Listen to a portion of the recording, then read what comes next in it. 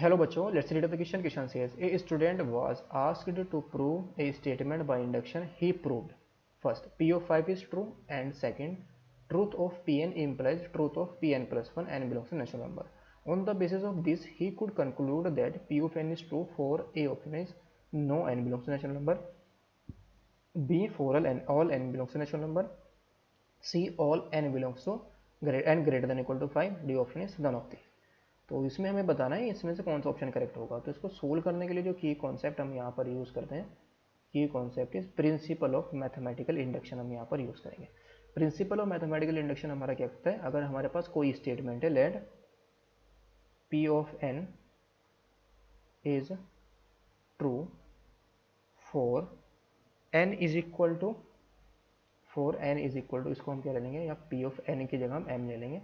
अगर हमारे पास एक स्टेटमेंट है पी ऑफ एम हमारा क्या है, is true for m is equal to let's say 1 and truth of p of n implies truth of p of n plus 1, तो then जो हमारे पास p of n is true होगा is true for all n belongs to natural number के लिए true हो जाएगा। For all m belongs to natural number के लिए ट्रू होगा p of n स्टेटमेंट। अगर हम इसको p of m स्टेटमेंट ले तो ये हमारा क्या आ जाएगा, for all m belongs to natural number के लिए ट्रू हो जाएगा।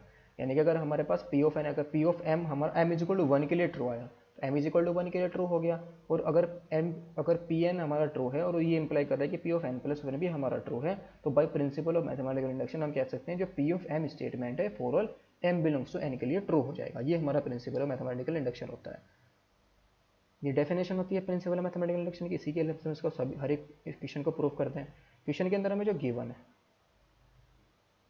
गिवन दैट हमारा जो स्टेटमेंट है p ऑफ 5 हमारा ट्रू गिवन है, p ऑफ 5 इज ट्रू।